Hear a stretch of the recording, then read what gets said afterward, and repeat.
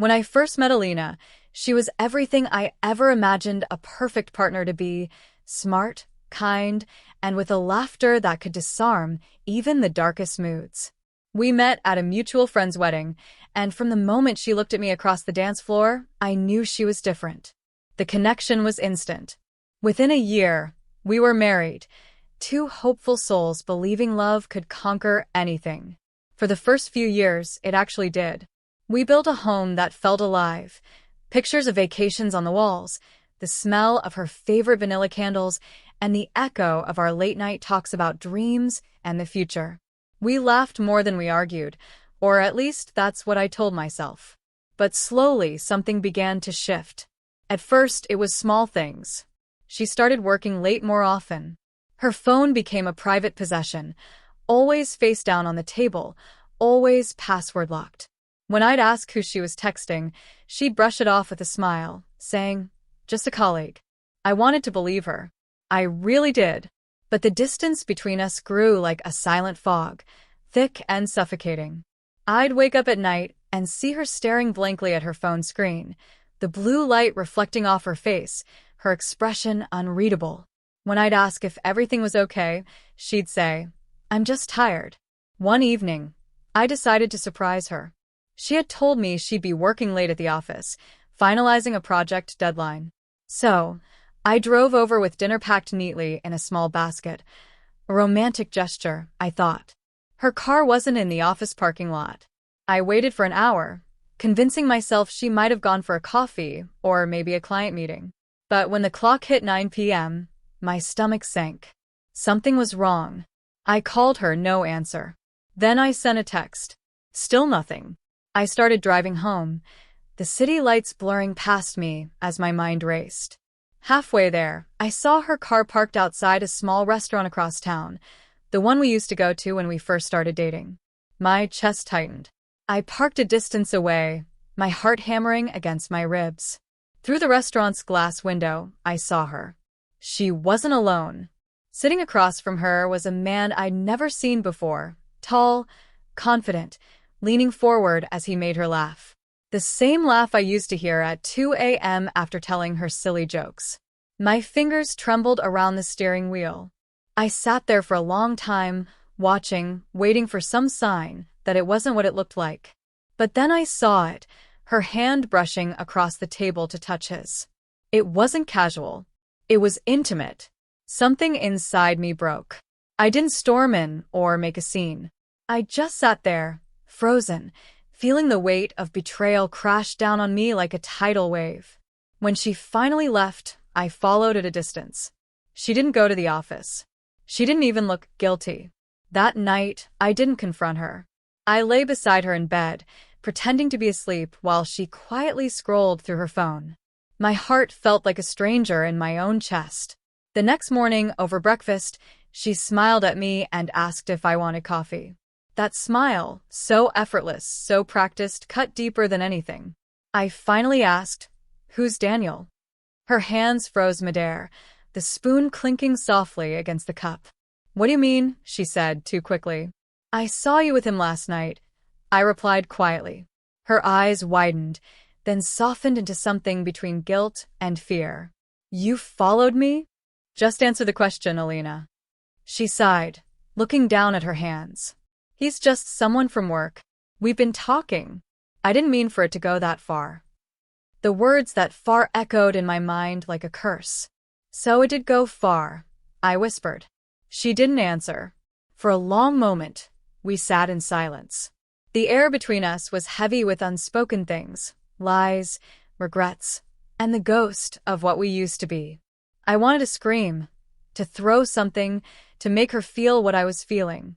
But instead, I just said, "Why?" Tears welled up in her eyes. "I don't know," she said. "You've been distant lately." I felt alone. He made me feel seen again. Her words hit me like knives. I wasn't perfect, I knew that. Maybe I'd been too busy, too tired, too caught up in the routine of life. But betrayal wasn't the answer. After a long silence, I said, "If you wanted attention, you could have just told me. You didn't have to destroy us." She cried. I didn't. I had no tears left. That night, I sat alone in the living room, staring at the wall where our wedding photo hung. We looked so happy in that picture. Young, innocent, unaware of the storm that would come. I thought about leaving, packing my things, and walking away for good. But something inside me, maybe love, maybe stubborn hope, kept whispering that people make mistakes.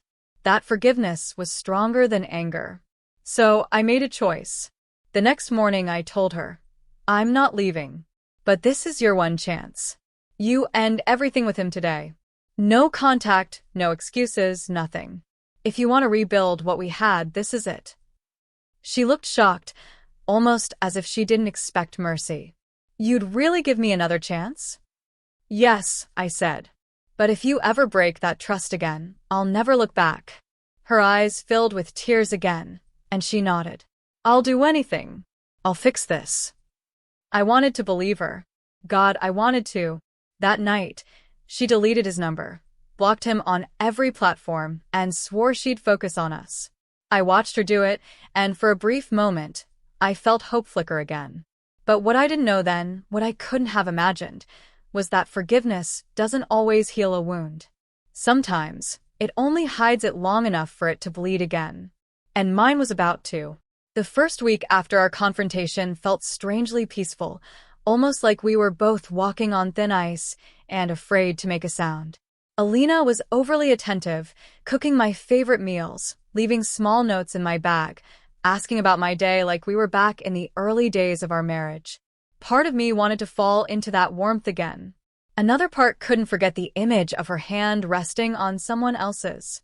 At night, when she reached for me, I'd flinch, without meaning to. She'd pause, her touch hesitant, as if she knew that even though I said I forgave her, a piece of my trust had already died. I tried to move on. I told myself that people make mistakes and that maybe, just maybe, this would make us stronger. But forgiveness is not a switch you can flip. It's a wound that keeps reopening every time you remember how it was made. She deleted Daniel's number, changed her routines, even stopped going out with colleagues. But the silence that followed was heavier than before. It wasn't peace, it was avoidance. I started noticing small changes again. She'd seem distant, lost in thought when she thought I wasn't looking. Her phone, though now unlocked and accessible, buzzed less frequently, almost unnaturally so. One night, about 3 weeks later, I found her sitting in the kitchen long after midnight, staring into her cup of tea. Can't sleep? I asked. She startled slightly, then smiled. Just thinking. About what? About us, she said softly. About how I almost ruined everything. Her voice cracked slightly, and for the first time since the betrayal, I saw genuine remorse. I sat across from her. Then why did you do it, Alina? What did you see in him that you didn't see in me? She looked down, her fingers tracing the edge of her cup. It wasn't him, she whispered. It was me. I felt invisible. I needed someone to remind me I was still desirable, that I still mattered. Her honesty stung, but it also revealed something deeper, a loneliness that had grown quietly between us while we both pretended everything was fine. I reached across the table, taking her hand. You do matter, I said. You always did. I just wish you'd told me before everything broke. She nodded, tears welling up. I know. And I'll spend the rest of my life proving I won't hurt you again. For a moment, I believed her. Over the next month, things seemed to improve. We went out more, laughed again, and even started planning a weekend trip to the mountains. The walls that had once separated us began to crumble. I dared to think we were healing. But then came the night that changed everything. It was a Friday. I came home earlier than usual, hoping to surprise her with tickets to a play she had mentioned wanting to see. The house was quiet. Her car was in the driveway, lights in the bedroom dimly glowing. When I called her name, there was no response. I walked upstairs and stopped outside our bedroom door. I could hear muffled sobs, hers. My heart raced. I pushed the door open quietly. Alina was sitting on the edge of the bed, holding her phone, crying silently. When she saw me, she quickly wiped her eyes and forced a smile. Hey, you're home early. What's wrong? I asked, stepping closer. Nothing. Just a bad day, she said quickly, shoving her phone under a pillow. I froze. That one gesture, small, instinctive, brought every buried doubt rushing back. Can I see your phone? Asked calmly. Her eyes widened. Why? Because you just hid it from me. She shook her head, tears spilling down her cheeks. No, it's not what you think. Then show me. She hesitated, and that hesitation said more than any excuse could. My chest tightened. Finally, she handed it over, her hands trembling. I unlocked it. There were no messages, no call logs, nothing unusual, except one thing. A recently deleted folder. When I opened it, there it was, a string of deleted messages between her and Daniel. My stomach dropped. The messages weren't romantic, but they were intimate enough to break the fragile trust we were rebuilding. I miss talking to you. I should message you, but it's hard not to. He's trying, but it doesn't feel the same anymore. And then his last message.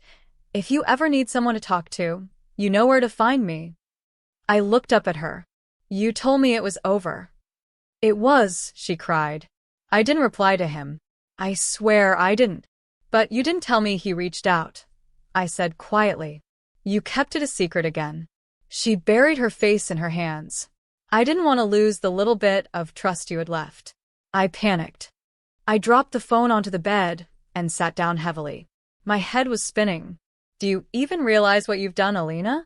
Every time you hide something, no matter how small, you tear open the wound again. She reached for my arm, but I pulled away. I thought forgiveness was enough, I said bitterly. But maybe it's not.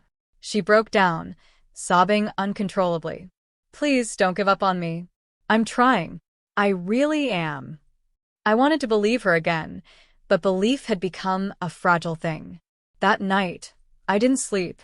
I went for a drive, the city lights blurring past as my thoughts spiraled. I remembered our wedding vows, the promises, the laughter, the plans. All of it felt like a distant memory. By the time I returned home at dawn, the house was silent. She was asleep on the couch, still clutching her phone, as if afraid I'd take it away. I stood there watching her, torn between anger and love. I realized then that forgiveness isn't about forgetting. It's about deciding how much pain you're willing to carry for someone else's mistake. And I was starting to wonder if mine had reached its limit. The following days felt like walking through fog. Everything looked normal on the surface. Our morning routines, shared meals, polite conversations, but underneath, something fundamental had shifted. We were no longer husband and wife rebuilding trust. We were two people trying to convince ourselves that love was still enough. I started noticing how she avoided eye contact whenever the topic of honesty came up. She'd laugh it off, change the subject, or busy herself in the kitchen. I didn't push anymore. I was tired of chasing the truth. But silence has a way of poisoning everything it touches. One night, about 2 weeks after I found the deleted messages, I came home late. My phone battery had died, and I hadn't told her I'd be delayed. When I entered the house, the living room lights were off, but there was a faint glow coming from upstairs. As I climbed the stairs quietly, I heard her voice, soft, shaky, the kind she used when she thought no one was listening. No, I can't talk right now, she whispered. He's home more these days. I can't risk it. Please, just stop calling. My heart froze. I stepped closer. Who's that, Alina? She jumped, the phone slipping from her hand. Her face turned pale. You scared me, she said quickly, reaching for the phone. Who were you talking to? No one. Just a friend. I extended my hand. Give me the phone. Her jaw tightened. You don't trust me anymore, do you? Don't turn this around, I said, my voice shaking. You told me you blocked him. You swore it was over. She stood there, clutching the phone like it was her lifeline. He called me first, she said, her tone defensive. I didn't call him. I told him not to contact me again. But you still answered, I said bitterly. You could have ignored it. Her eyes filled with tears. I don't even know why I picked up. I was weak. I'm sorry. Weak. That word hung between us like a confession and a curse. I took the phone from her hand and saw his name on the recent call log. Less than 3 minutes ago. That night, I didn't argue anymore. I simply turned around and walked downstairs, leaving her standing there, crying into her hands. I slept on the couch, staring at the ceiling until morning light spilled through the curtains. I felt numb, hollowed out. I'd given her forgiveness once. I'd given her the benefit of the doubt twice. What else was left to give? When she came down the next morning, her eyes were swollen. "Please, can we talk?" I didn't answer right away. I poured myself some coffee, feeling the weight of exhaustion pressing into my bones. "I'm listening," I finally said. "I made a mistake," she whispered. "But I swear, it's not what you think. I just wanted closure. I wanted him to understand that I was done, that I love you, not him." Her words sounded sincere, but I couldn't tell anymore. Lies and truth both sounded the same when you've heard too many of them. "Closure doesn't happen through secret phone calls, Alina," I said quietly. "It happens when you stop holding on." She started crying again, stepping closer. "I don't want to lose you." I looked at her, and for a brief moment, I saw the woman I fell in love with, the one who used to dream with me, laugh with me, make plans for the future. But now, she was someone else. Someone I barely recognized. "I don't know if I can do this anymore," I said. "Every time I start to trust you, you break it again. I'm tired of living like this." She fell silent, her lips trembling. Then she said something I didn't expect. "Maybe you shouldn't forgive me this time." I frowned. "What are you talking about?" She looked at me with tear-filled eyes, her voice trembling. "You've tried so hard to save this, but I keep ruining it. Maybe I'm the problem. Maybe you deserve someone who doesn't make you doubt yourself every day." Her honesty stunned me. For a moment, I thought she was finally taking responsibility. But then her next words twisted my heart. "Daniel wants me to move away with him," she whispered. I froze. "He what?" "He's been offered a job abroad," she said. "He said if I ever wanted a clean start, this was it. He says he loves me." My world tilted. "And what did you say?" I asked, my voice barely audible. She hesitated. "I told him I didn't know." "You didn't know?" I repeated, laughing bitterly. "After everything we've been through, that's your answer?" Tears streamed down her face. "I'm confused, okay? You said you forgave me, but every day feels like punishment. You look at me like I'm broken, and maybe I am. I don't know who I am anymore." I stared at her, every word cutting deeper than the last. "So, after all this, you're still thinking about leaving me for him?" She shook her head quickly. "No, I'm just saying I need time to think." "Time to think," I said coldly. "You've had time. You had a second chance. I gave you every opportunity to rebuild this marriage, and all you've done is tear it down again." She sobbed harder. "I never meant to hurt you." "But you did," I said quietly. Over and over. The room fell silent except for her soft cries. After a long pause, I said, "You know what hurts the most? It's not that you cheated. It's that even after everything, I still wanted to believe in you." She covered her face with her hands, shaking with guilt. "I wish I could undo it all." "I wish so too," I whispered. That night, I packed a small bag and left the house. I didn't tell her where I was going, and she didn't try to stop me. As I closed the door behind me, I heard her whisper my name, but I couldn't look back. I drove aimlessly until dawn, finally pulling over near a quiet lake outside the city. The still water reflected the first light of morning, and for the first time in months, I let myself cry. All the anger, confusion, and heartbreak poured out. I cried for what we were, for what we lost, and for the man I used to be before betrayal turned me into a stranger. I didn't know what the future held, but one thing was certain. Something inside me had finally broken for good. And yet, somewhere deep inside, a small voice whispered that the story wasn't over. Not yet. Because sometimes, the most surprising reactions come after the goodbye. I didn't go home for 2 days. I stayed at a small motel near the edge of town, where the silence was thick enough to think. My phone buzzed constantly, missed calls, messages, voicemails, all from Alina. I didn't open a single one. On the third morning, I finally drove back. The house looked the same from the outside, calm, ordinary, deceitfully peaceful. But as soon as I stepped inside, I could feel the emptiness. The smell of her perfume was faint in the air, and the photo of us that used to sit on the mantel was gone. There was a note on the kitchen counter. Just a folded piece of paper with my name written in her neat handwriting. My hands shook as I opened it. "I'm leaving. You don't deserve this pain. Maybe you'll hate me forever, but at least you'll finally be free of me. I love you and I'm sorry." No address. No contact. No explanation beyond those few haunting lines. I sank into the nearest chair and stared at the note for a long time. A strange mix of anger, grief, and relief washed over me. She'd made her choice. For the next few weeks, I tried to piece myself back together. Work kept me busy, but the house was too quiet. Every room echoed with memories of laughter, arguments, and dreams that never came true. Sometimes I'd wake up thinking I heard her voice, or the sound of her footsteps in the hallway. But it was always just the ghost of routine, habits left behind by someone who once made my world feel whole. Then, one evening about a month later, I got a call from an unknown number.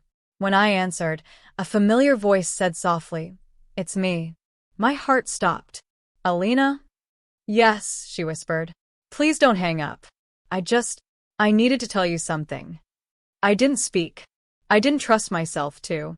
"I didn't go with him," she continued. "I thought I would. I even packed my bags. But when I got to the airport, I couldn't do it." "Why not?" I finally asked, my voice hoarse. "Because I realized something," she said, her tone trembling. "I wasn't looking for love when I cheated. I was running away from myself. Daniel was just an escape. You were the one who saw all my flaws and still stayed.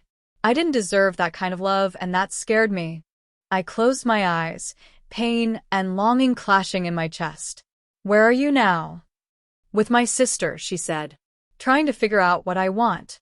I'm not asking for you to take me back. I just wanted you to know. I'm sorry in ways I can't even explain." Silence lingered. I wanted to tell her how much she'd hurt me, how long I'd spent trying to rebuild a house that was already on fire. But instead, I asked, "Did you love him?" She paused. "No," she said softly. "Not the way I loved you." Her honesty hit harder than any lie ever could. Because deep down, I knew it was true. She had loved me, but love alone hadn't been enough to save us. "I don't know what to say," I admitted. "You don't have to say anything," she replied. "I just needed to tell you before I disappear for good. You gave me a chance at redemption, and I threw it away. I'll live with that for the rest of my life." My throat tightened. "Goodbye, Alina." "Goodbye," she whispered, and the line went dead. That was the last time I heard her voice. Months passed. Seasons changed. The pain dulled, but never truly vanished. I learned to live alone again. To make coffee for one. To sleep without reaching for the empty side of the bed. To laugh without feeling guilty. One afternoon, while cleaning out the drawer in our old bedroom, I found an envelope I'd never noticed before. It was tucked inside the back of a photo frame. The one from our wedding day. Inside was a letter, written in her handwriting but dated the week before she left. "If you're reading this, it means I couldn't stay. I wish I had been stronger, braver, more loyal. You loved me through everything, and I failed you. But please know I did try. I wanted to be the woman you saw in me. I'm sorry I couldn't. You once told me forgiveness hides a wound until it bleeds again. You were right. But maybe healing comes when we finally stop trying to rewrite the past. I hope you find someone who will never make you question your worth again. You deserve that kind of love." By the time I finished reading, my vision was blurred with tears. I pressed the letter against my chest and sat in silence for a long time. There was no anger left, just sorrow and understanding. In the end, her reaction had surprised me. She didn't fight to stay. She didn't beg for another chance. Instead, she walked away to protect me from more pain, something I never thought she was capable of. And maybe, in her own broken way, That was her redemption. 6 months later, I moved to a smaller apartment downtown. I started painting again, something I hadn't done since before our marriage. My therapist said it was a good sign that I was learning to express instead of suppress. One evening, while sitting on the balcony with a cup of coffee, I realized something simple yet profound. Forgiveness isn't about giving someone else peace. It's about reclaiming your own. Alina's betrayal had shattered me, but it had also forced me to rebuild myself from the ground up, to rediscover the man I was before I became defined by heartbreak. I didn't hate her anymore. I didn't love her the same way either. But somewhere deep down, I wished her well. Because the truth was, she wasn't the only one who needed redemption. I did too. For holding on too long. For ignoring the cracks until they turned into canyons. For believing love alone could fix what honesty had already destroyed. That night, I looked up at the stars and smiled for the first time in a long while. Not because everything was perfect, but because I finally understood that some endings aren't tragedies. They're beginnings in disguise. Epilogue. A year later, I received a small package in the mail with no return address. Inside was a simple canvas painting, two silhouettes standing on opposite sides of a bridge at sunset. On the back, a short note was written, "For the man who taught me what love really means." I placed it on my wall, right above my desk. It wasn't closure, but it was peace. And sometimes, that's all the redemption we really need.